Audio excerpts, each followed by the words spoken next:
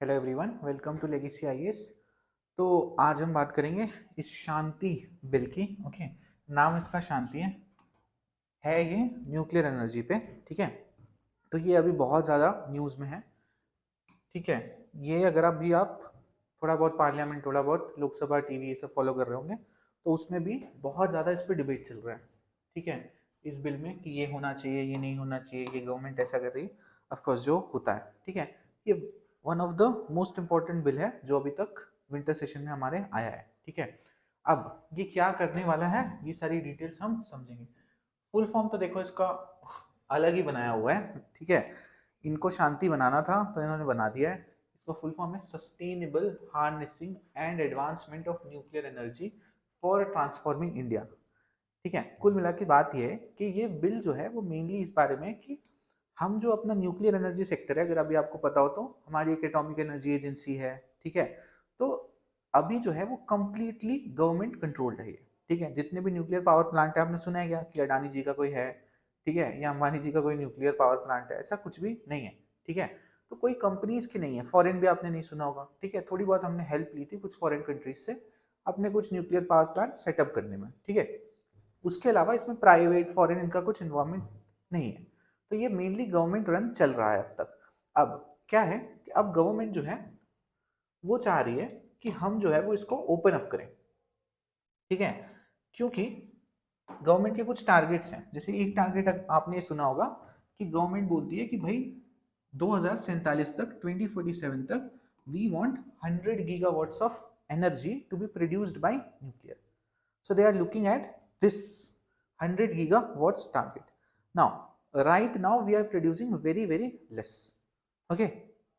Now, अब इसमें दो तीन चीजों की बात की गई है, बजट में भी बात की गई थी। एक आपने सुना होगा small modular reactors, एसएमआरस।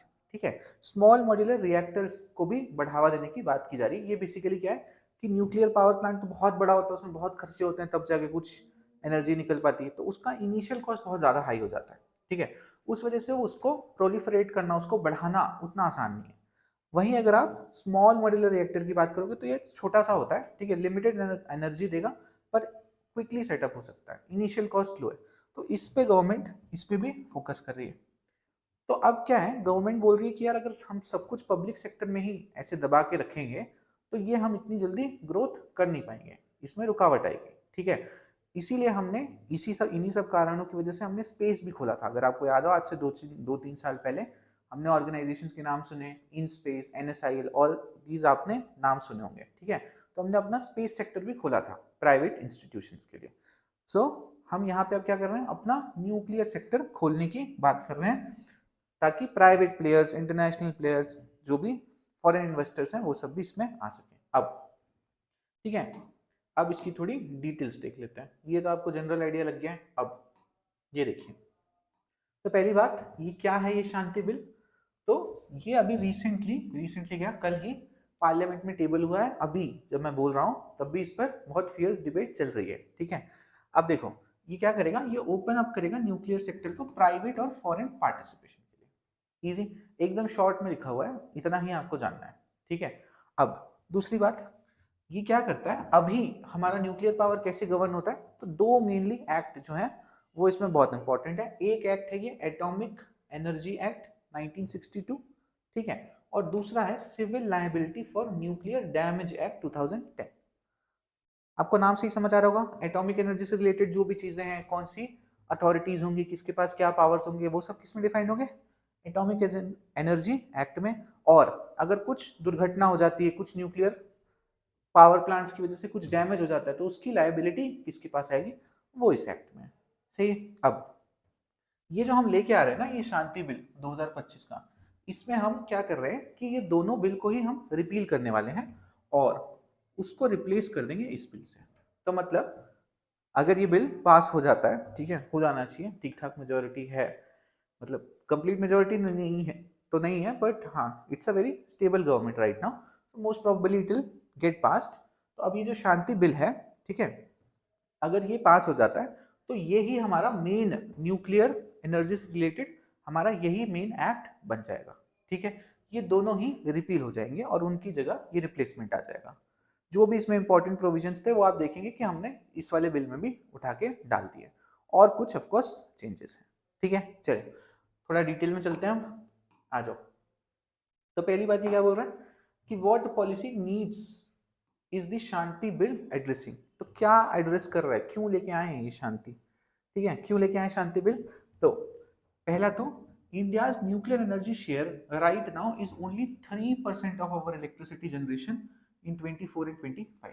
This is of course very low percent is being done by nuclear. So nuclear को बढ़ावा देना है तो हमको क्या करना होगा, प्राइवेट सेक्टर के लिए भी ओपन अप करना होगा ताकि जल्दी जल्दी चीजें आगे बढ़े। फिर अब देखो टारगेट, ये जो मैंने आपको बताया कि 100 गीगावाट हमने 2047 तक करना है न्यूक्लियर एनर्जी से। एक और टारगेट है हमारा, सब टारगेट है कि हमको including 5 operational indigenous small modular reactors बनाने हैं बाय 2033। तो हम ये 5 स्मॉल मॉड्यूलर रिएक्टर्स बनाएंगे बाय 2023 इंडिजिनियसली। ठीक है, तो ये हमारे टारगेट्स हैं। अब देखो ये इतना इंपॉर्टेंट क्यों है, इसके लिए आप एक बेसिक बात समझो कि जो हमारे रिन्यूएबल एनर्जी होती है ना, रिन्यूएबल एनर्जी, ठीक है, सोलर विंड ये वो, ठीक है, सारी रिन्यूएबल एनर्जी आपको बताइए। अब इसके साथ में एक बहुत बड़ी समस्या होती है कि ना ये बहुत ज़्यादा ना रिलायबल नहीं होती। रिलायबल एज इन इसमें एक इंटरमिटेंसी की दिक्कत होती है। इसका क्या मतलब है, इसका ये मतलब है जैसे कि सोलर पावर आपको कब मिलेगी, जब सूर्य की रोशनी तेज पड़ रही होगी, है ना, जब तेज रोशनी आ रही होगी तो वो 7-8 घंटे आपको मिल सकता है सोलर पावर, पर रात को तो सोलर आने नहीं वाला। ठीक है, ऐसे ही विंड पावर भी है, अब वो हर वक्त आपके पास अवेलेबल नहीं होगा, जब हवा चल रही होगी तभी वो आप उसको गेज कर सकते हो। तो इनके साथ दिक्कत क्या है कि ये मतलब आपको बेस लोड पावर बोलते हैं इसको। बेस लोड मतलब जो आपको 24 घंटे एक कांस्टेंट पावर दे सके, वो रिन्यूएबल एनर्जी ना प्रोवाइड नहीं कर पाती। ये एक मसला है। ठीक है, इसकी वजह से ही हम लोग क्या करते हैं, हम लोग फॉसिल फ्यूल्स या मेनली कोल पे डिपेंडेंट हैं for our base load power. तो जो हमारा बेस लोड पावर है ना वो मेनली आता है कोल से। ठीक है, कोल से जो एनर्जी प्रोड्यूस होती है उससे ही हमारा जो आपके घरों में ज्यादातर बिजली आ रही है वो सब कोल के थ्रू आती है। बाकी रिन्यूएबल थोड़ा सा पार्ट है बस। अब रिन्यूएबल एनर्जी कुछ कामों के लिए तो अच्छा वर्क करेगी, पर जहां आपको 24/7 इलेक्ट्रिसिटी चाहिए, 1 मिनट का भी ब्रेक नहीं हो सकता, बड़ी बड़ी फैक्ट्रीज है सब कुछ, तो उसमें आपको कुछ बेस लोड पावर चाहिए होगा जो कांस्टेंट पावर दे सके over a very long time. अब ये तो रिन्यूएबल करने से रहा, ठीक है, बैटरीज एनर्जी स्टोरेज वगैरह बहुत खर्चीला काम है तो वो तो होगा नहीं। तो अब उसका ऑल्टरनेटिव हम क्या देख रहे हैं, उसका ऑल्टरनेटिव हमको दिख रहा है न्यूक्लियर। क्यों, क्योंकि न्यूक्लियर एक तो क्लीन है, ठीक है, अगर ढंग से सब प्लांट वांट पूरा प्रॉपर बन जाता है, ठीक है, तो इस ये एकदम क्लीन एनर्जी है। ये कोई जैसे कि इसमें ग्रीन हाउस गैसेस निकलती हैं कोल एनर्जी से, ऐसा कुछ इसमें होगा नहीं, तो ये क्लीन एनर्जी है, बढ़िया। ठीक है, तो हम क्या चाहते हैं, और ये कंटिन्यूस एनर्जी देगी, करेक्ट, कंटिन्यूसली रेडियो एक्टिविटी चलती रहेगी, उससे आप न्यूक्लियर फिजन चलता रहेगा, उससे आपको मिलती रहेगी एनर्जी, करेक्ट। तो ये हम चाह रहे हैं। ठीक है, तो हम चाहते हैं कि जो कोल जो बेस लोड पावर में हम यूज कर रहे हैं ना उसको हम रिप्लेस कर दें न्यूक्लियर से, ये हमारी चाहत है। ठीक है, इसलिए हम न्यूक्लियर पे इतना इन्वेस्ट कर रहे हैं, भले इसका इनिशियल कॉस्ट हाई है। अब अभी पार्लियामेंट में डिबेट चल रहा था तो एक मतलब ऑनरेबल एमपी ने बोला कि भाई हम इस पे इतना खर्चा क्यों कर रहे हैं, इसका तो इनिशियल कॉस्ट इतना ज्यादा है, इसकी बजाय मतलब सूरज और ये सब जो भी हमारे रिन्यूएबल रिसोर्सेज हैं उस पर खर्चा करना चाहिए। जो आर्ग्यूमेंट सही नहीं है, क्योंकि वो आपको कभी भी एक constant power base load power नहीं दे सकता, इसलिए न्यूक्लियर इवन दो महंगा है पर करने की आवश्यकता है। चले, तो ये है, तो रिन्यूएबल्स जो है वो base load reliable base load नहीं प्रोवाइड कर सकते, ये एक मसला है। दूसरा, अब अगर हमने इसको स्केल अप करना है न्यूक्लियर पावर को, तो हमको बहुत लार्ज अमाउंट ऑफ कैपिटल चाहिए होगा, जो कहाँ से आ सकता है, दो जगह से, एक तो प्राइवेट सेक्टर से और दूसरा फॉरेन इन्वेस्टर से। तो इन्हीं दोनों के लिए तो खोल रहे हैं, समझे। अब private entities can share the construction risk also, so what ever is being done by the public sector right now, that will be done by the private sector also. So these are the main things. Now इससे आपको ये समझ आ जाता है कि हमें ये bill लाने की जरूरत क्यों पड़ी। अब हम समझते हैं कि ये चेंजेस क्या लेके आएगा, क्या बदलाव आएंगे इसके आने से। तो आप समझे कि पहली बात, तो पहली सबसे बेसिक बात कि अभी तक तो सिर्फ पब्लिक सेक्टर था, ठीक है, गवर्नमेंट ही थी, उसके अलावा कोई था नहीं। तो इससे क्या किया जा रहा है कि सेंटर में license nuclear activities to eligible entities, eligible entities को गवर्नमेंट लाइसेंस दे सकती है कि आप भी भाई न्यूक्लियर एनर्जी पे काम करो, ठीक है। अब वो एंटिटीज कौन हो सकती है, तो एक तो ऑफ कोर्स गवर्नमेंट हो सकती है, state governments, this government, that government, central governments, so this government is of course there. Then there can be joint ventures, correct, between government as well as private sector units, and there can also be other companies, they may get foreign funding also. So all of these entities are now eligible to be part of India's nuclear energy generation, ठीक है। तो अब ये सब जो है वो nuclear energy generation में हाथ बटा सकते हैं, ठीक है। अब अगला न्यू ऑपरेटर्स कौन है, तो अब एक क्लेम किया गया, पीआईबी में भी लिखा है कि ये एक जो है ये हमेशा तुरंत ही ये क्रिटिसिज्म चालू हो जाता है कि ये तो बेच खाएंगे, ये तो हमारे देश को ही बेच खाएंगे, फॉरेनर्स को बेच रहे हैं, ठीक है, ये तो चाहते ही नहीं है, और ऐसी ऐसी बातें चालू हो जाती हैं। तो एक चीज उन्होंने एक्सप्लिसिटली लिखी है कि भाई ये हम मेनली डोमेस्टिक प्राइवेट प्लेयर्स को इन्वॉल्व करने के लिए कर रहे हैं। फॉरेन का जो इन्वॉल्वमेंट है ना वो बहुत मिनिमल होगा, मेनली फंडिंग और फाइनेंस में होगा, बाकी हम उनका बहुत डायरेक्टली इन्वॉल्वमेंट लेने वाले नहीं है, ये उन्होंने क्लियरली लिख के दिया है, ठीक है। अभी अब देखो एक और चीज जिसपे बहुत ज्यादा डाउट था उसको भी एड्रेस करता है बिल, वो बताता है कि जो सेंसिटिव चीजें हैं, जैसे कि क्योंकि अब न्यूक्लियर एनर्जी आप समझ रहे हो ये हैजार्डस नहीं है, ये अल्ट्रा हैजार्डस बातें हो रही हैं, ठीक है। ये फटाके वटाके की इंडस्ट्री होती है ना उसको हैजार्डस इंडस्ट्री बोलते हैं, जिसमें थोड़े बहुत केमिकल्स वेमिकल्स बनते हैं, कि इससे कुछ हैजार्डस हो सकता है, किसी को नुकसान पहुंच सकता है ये न्यूक्लियर एनर्जी है, ठीक है, तबाह हो सकते हैं, पूरा पूरा शहर पूरा स्टेट कुछ भी तबाह हो सकता है, तो ये अल्ट्रा हैजार्डस की बात कर रहे हैं, ठीक है। तो इसमें ऑफ कोर्स गवर्नमेंट ने क्या बोला है कि भाई जो सेंसिटिव फ्यूल साइकिल है, ठीक है, वो हमेशा स्टेट के ही कंट्रोल में रहेगा। साथ ही साथ अब आपको अगर पता हो थोड़ी बहुत ये बातें, तो ये दोनों चीजें ओवरलैप करती हैं, that is nuclear energy and nuclear weapons. तो जो कंट्रीज न्यूक्लियर एनर्जी बनाती हैं, अगर वो उनके पास वो कैपेबिलिटी आ जाए कि वो ठीक ठाक एनरिचमेंट कर दें, मतलब यूरेनियम जो होता है यूरेनियम 235, अगर उसको बढ़ाते जाएं कॉन्सेंट्रेशन, तो एक पॉइंट ऐसा आता है जब वो 90% के ऊपर आपने उसमें ये वाला यूरेनियम भर दिया है, तो वो बॉम्ब जैसे बन सकता है, ठीक है। तो न्यूक्लियर, हम आपने सुना होगा कि हम न्यूक्लियर पावर है, पाकिस्तान भी है अनफॉर्चुनेटली, तो जो भी न्यूक्लियर पावर्स होते हैं उनके पास ये कैपेबिलिटी है। तो अब ये जो इसको क्या कहते हैं, इससे कहते हैं प्लोरिफरेशन फंक्शंस, दैट इज कि इससे क्या आप न्यूक्लियर बॉम्ब बनाना चाहो या न्यूक्लियर वेपन्स बनाना चाहो, इसको बोलते हैं प्लोरिफरेशन फंक्शंस। तो ये सब गवर्नमेंट ने अपने पास ही रखे हैं। जो स्टेट ने प्राइवेट एंटिटीज को दिए हैं वो मेनली रोल है non sensitive power generation segments, समझ रहे हो कि मेनली जो कमर्शियल वाला काम है नॉन सेंसिटिव है, फ्यूलेज व्यूलेज भी ये देख लेंगे, सेंसिटिव फ्यूल साइकिल सब कुछ, जो पावर जनरेशन का मेन सेगमेंट है वो जो है वो प्राइवेट सेक्टर को दिया है। तो बिल ये क्लियरली डिफाइन करता है कि स्टेट के पास क्या रहेगा और प्राइवेट सेक्टर के पास क्या जाएगा। चलें आगे देखते हैं। अब देखते हैं ये what does Shanti address, how does Shanti address nuclear liability and supplier recourse concerns. Now अब देखें, एक मैं आपको बात बताता हूं, जो आपने वो एक्ट पढ़ा ना सिविल लायबिलिटीज, ओके, जो सिविल लायबिलिटीज एक्ट है फॉर न्यूक्लियर डैमेज, उसमें ना एक बहुत ही गंभीर बात लिखी थी, ये वाला एक्ट, ये बताया था आपको, ये रहा civil liabilities for nuclear damage act, okay. इसमें एक बहुत ही गंभीर बात लिखी है कि जो सप्लायर होगा ना इक्विपमेंट्स का, है ना, जो भी न्यूक्लियर पावर प्लांट के लिए ये सब कुछ सप्लाई करेगा, जो सप्लायर होगा उसके ऊपर ना, उसके अगेंस्ट आप राइट टू रिकोर्स लगा सकते हो। इसका क्या मतलब है, इसका मतलब है कि अगर कोई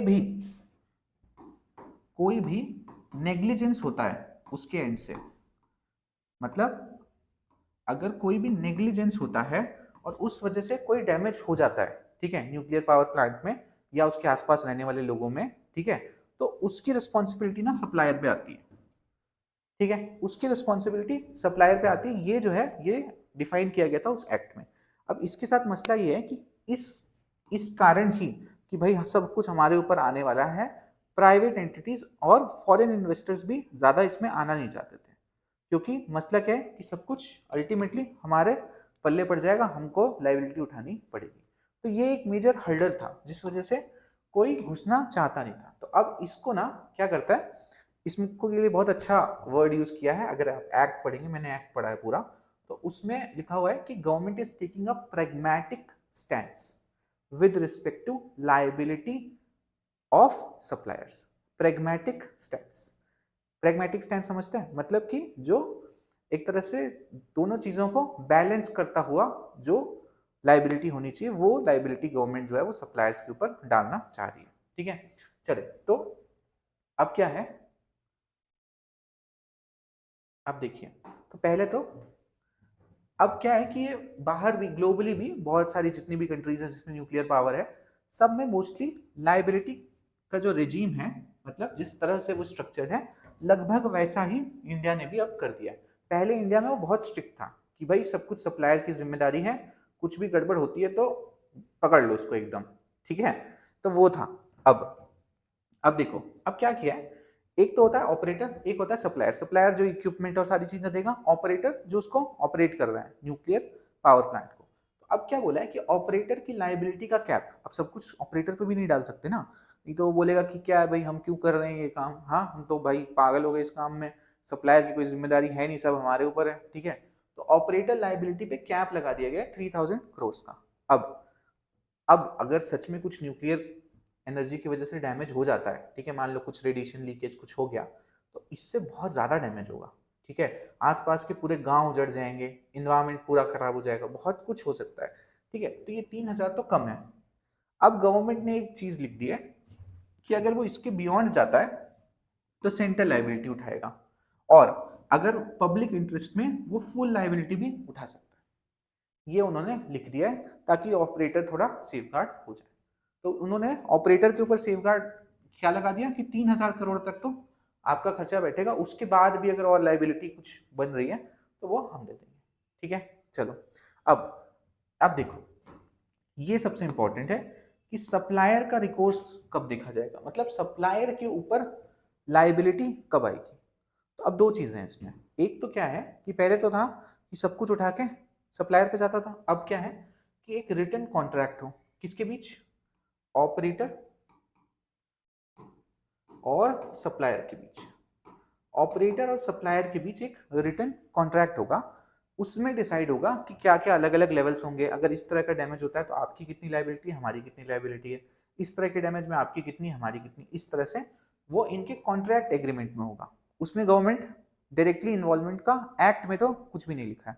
तो बेसिकली ये ऑपरेटर एंड सप्लायर आपस में डिसाइड करेंगे कि किसकी कहां पर कितनी लाइबिलिटी बनेगी। ठीक है, अब दूसरी चीज, अब अगर आपने राइट टू रिकोर्स लगाना है ना, तो उसमें क्या था, उसमें उस एक्ट में आपको मैंने एक वर्ड बताया कि ग्रेव नेग्लिजेंस, कि मतलब अगर आपसे नेग्लिजेंस हो गया, अब भाई अगर इस तरह का कुछ न्यूक्लियर डैमेज हो रहा है, ठीक है, तो कुछ ना कुछ तो नेग्लिजेंस हुआ ही होगा ना, उसके बगैर कैसे हो जाएगा ये। ठीक है, तो उसमें लिखा होता है कि ग्रेव नेग्लिजेंस, क्योंकि ऑफकोर्स इम्पैक्ट इतना वाइड स्प्रेड होगा, तो अगर ग्रेव नेग्लिजेंस है तो उसमें आपको सीधा सीधा राइट टू रिकोर्स मिलता था अगेंस्ट सप्लायर। अब गवर्नमेंट ने क्या बोल दिया कि भाई नेग्लिजेंस पे सप्लायर को के ऊपर हम डायरेक्ट लाइबिलिटी नहीं डालेंगे, हम क्या करेंगे, हम बोल रहे हैं कि अगर intent to cause nuclear damage था, अगर आप ये प्रूव कर सको कि ये सप्लायर जो है भाई साहब, इसने जानबूझ के डैमेज करने के लिए इस तरह के इक्विपमेंट्स दिए या इस तरह की गड़बड़ी की, तब ही उसका डायरेक्ट लाइबिलिटी बनती है। ये बहुत इंपॉर्टेंट है, यही मेन डिफरेंस है। पहले क्या था कि कुछ भी गड़बड़ हुई, नेग्लिजेंस तो होगा ही, तो डायरेक्ट सप्लायर पे आता था। अब इसमें क्या उठा के कर दिया कि भाई डायरेक्ट नहीं आएगा, पहले प्रूव करना पड़ेगा कि भाई उसका सच में ये इंटेंट था ऐसा न्यूक्लियर डैमेज पहुंचाने का। तो ये उन्होंने डाल दिया है। अब रिजल्ट क्या है, रिजल्ट अल्टीमेटली है कि सप्लायर की जो भी लाइबिलिटी है अब वो कॉन्ट्रैक्ट डिपेंडेंट हो गई। पहले तो वो एक्ट में ही लिखा हुआ था, सब कुछ उस पर था, अब ये कॉन्ट्रैक्ट पे, क्या कॉन्ट्रैक्ट वो कर ले सप्लायर और ऑपरेटर आपस में, और उसके बेसिस पे डिसाइड होगा। ठीक है, चलो अच्छा भी है बुरा भी है, अब ये तो धीरे धीरे ही पता चलेगा, हम तो कोई स्टांस लेने बैठे नहीं है, आपको दोनों साइड बता देंगे, बाकी आपने भी दोनों साइड समझ के रखना है, वही लिखना होता है। ठीक है, ज्यादा आपके पर्सनल विचार कोई नहीं लेना चाहता है, ठीक है, थोड़ा सा मिडिल पाथ लेना पड़ता है। अब what role does AERB play under the Shanti framework? Now AERB क्या है? This is atomic energy regulatory board.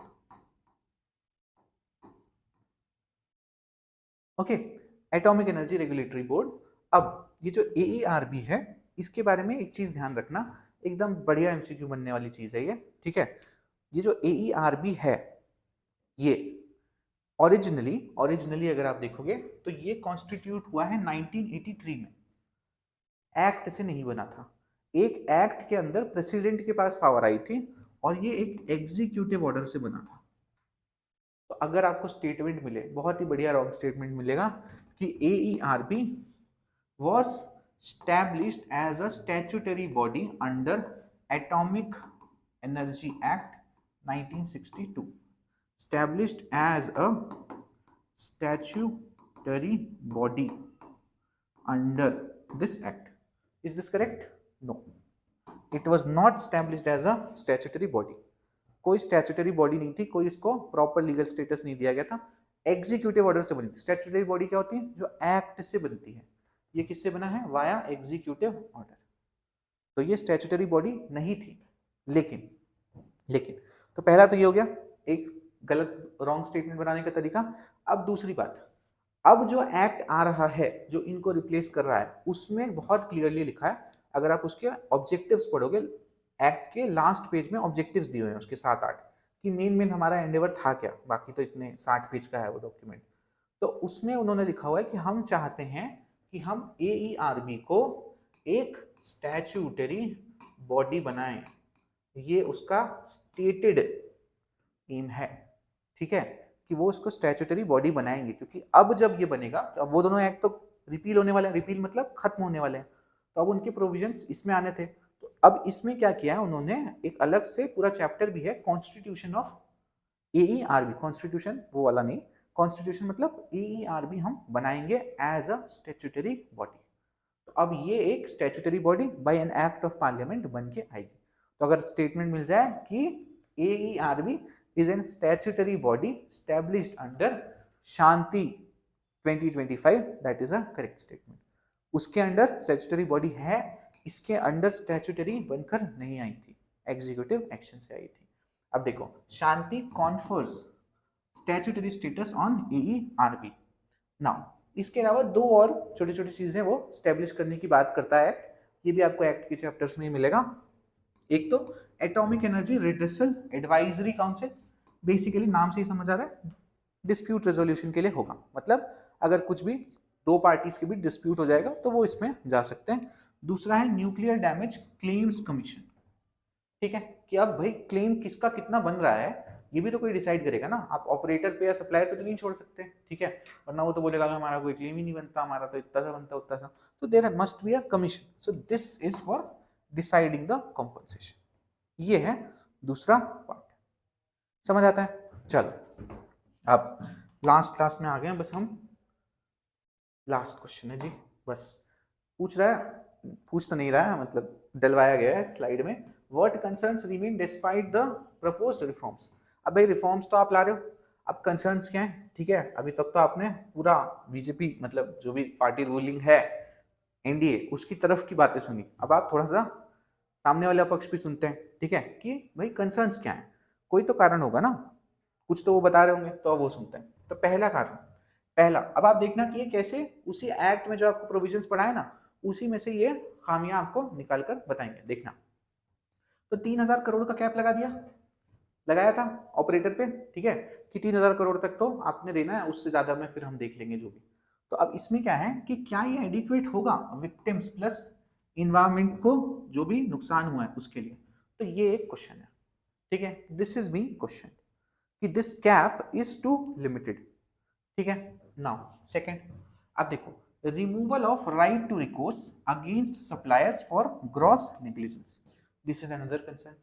कि भाई अब आपने बोल दिया कि भाई इंटेंट टू डैमेज अगर प्रूव करोगे, intent to cause nuclear damage prove करोगे तभी आपका कुछ हो सकता है, वरना ग्रॉस नेग्लिजेंस पे हम कुछ नहीं देते। तो ये भी एक मेजर कंसर्न है। अब तीसरा देखो, सप्लायर लायबिलिटी वेरीज। क्यों क्यों क्यों वेरी करेगा? क्योंकि आपने क्या कर दिया, बोला ऑपरेटर और सप्लायर आपस में कॉन्ट्रैक्ट करे, तो भाई कॉन्ट्रैक्ट टू कॉन्ट्रैक्ट बेसिस पे लायबिलिटी वेरी करेगी। ठीक है, ये भी एक मसला। अब भाई इतनी इंपॉर्टेंट चीज है, हर कॉन्ट्रैक्ट के हिसाब से वेरी कर रहा है कि कौन रिस्पॉन्सिबल है कौन नहीं है। ठीक है, तो ये भी एक मसला है। अब अगला, अब देखो रेगुलेटरी इंडिपेंडेंस। अब उसमें बातें तो की गई हैं कि जो AERB है ना, वो पहले तो एग्जीक्यूटिव बॉडी था, अब हम उसको स्टैट्यूटरी बॉडी बना रहे हैं, बहुत पावर्स देंगे, ये करेंगे वो करेंगे। एक्ट में ये सारी बातें की गई हैं, पर अगर आप ध्यान से एक्ट के प्रोविजंस पढ़ोगे तो आपको समझ आएगा कि जो सेंटर है और एटॉमिक एनर्जी कमीशन है, उसका बहुत ज्यादा इन्फ्लुएंस अभी भी है। मतलब विद रिस्पेक्ट टू किसको क्या फाइनेंसेस मिलेंगे, फंक्शंस जो है वो क्या होंगे। ठीक है, जो सिलेक्शन कमिटी है ना, एक सर्च कम सिलेक्शन कमिटी बनेगी इसमें, जिससे बोर्ड मेंबर्स चुने जाएंगे AERP के। वो भी कमिटी किससे बनेगी पता है? इनके रिकमेंडेशन से, सेंटर और एटॉमिक एनर्जी कमीशन। तो ये सारी चीजों में, एंड उनका रिमूवल कैसे होगा, ये सब कुछ जो है वो AERB का किस पे डिपेंड करेगा? सेंटर और एटॉमिक एनर्जी कमीशन पर।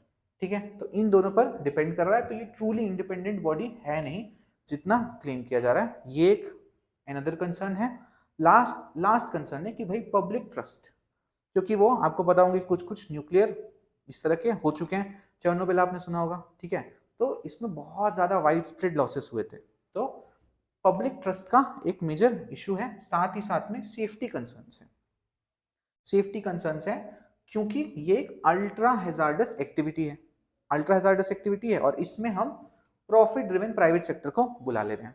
तो प्राइवेट सेक्टर तो क्या करेगा? प्रॉफिट मैक्सिमाइज करना चाहेगा, और यहाँ पे भाई अल्ट्रा हैजार्डस चीजें हैं, तो कहीं प्रॉफिट के चक्कर में बहुत ज्यादा ही हिंदुस्तान को नुकसान ना हो जाए, ये भी एक कंसर्न है। ऑफ कोर्स ऐसा नहीं है कि ये कंसर्न है तो अब सब कुछ रोक देना चाहिए, because there is always a way that government still has the regulation power. तो रेगुलेशन पावर तो अभी भी है, तो अगर टाइटन कर देंगे रेगुलेशंस को तो हम लोग इसको फिर भी कंट्रोल कर सकते हैं। और न्यूक्लियर पावर यार देखो, अगर मुझे कुछ ओपिनियन देना ही है तो न्यूक्लियर पावर देखो यार, फ्यूचर तो यही है।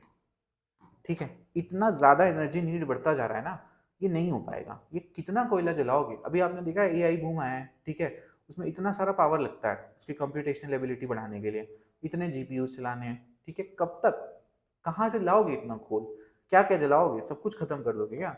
न्यूक्लियर एनर्जी बहुत छोटे फ्यूल में ना आपको बहुत ज्यादा एनर्जी दे देता है। ठीक है, तो अगर हम इसको सस्टेनेबली कर पाए ना, तो यही है मेजर सोर्स। आप समझ रहे हो, यूनिवर्स में कहाँ से आती है एनर्जी? कोयला जला के थोड़ी आती है। यूनिवर्स में एनर्जी कहाँ से आ रही है भाई? इसी से आ रही है, न्यूक्लियर एनर्जी है। सन न्यूक्लियर फ्यूजन प्लांट है एक, ठीक है, वहां न्यूक्लियर फ्यूजन हो रहा है। ठीक है, कहीं पे न्यूक्लियर फ्यूजन हो रहा है, यही है रियल एनर्जी सोर्सेस। ठीक है, बाकी सब जो है वो सब तो बनाया हुआ है, इधर उधर ये लिया उसको जला दिया, वो सब बहुत छोटे सोर्सेस हैं। ठीक है, तो अल्टीमेट तो रियलिटी यही है, इसमें ही जाना है। ठीक है, अब हमको बस ये ध्यान रखना है कि हम कहीं पे लैक्सिटी ना करें, हम कहीं पे ढीले ना पड़े, रेगुलेशन बहुत अच्छे से करें, बहुत टाइटली करें, और फिर फटाफट न्यूक्लियर पावर ग्रो करें, तभी हम एनर्जी इंडिपेंडेंट हो सकते हैं। एनर्जी इंडिपेंडेंट मतलब किसी पे भी डिपेंड नहीं करेंगे। ठीक है, चलो, तो यही है इस एक्ट में। एक्ट बहुत इंपॉर्टेंट है, एक्ट अभी बोलना सही नहीं होगा, बिल है, बट लोकसभा में आ गया है, मोस्ट प्रोबेबली जितनी मेजोरिटी है पास हो जाएगा। ठीक है, चले, तो बस इतना ही है, धन्यवाद।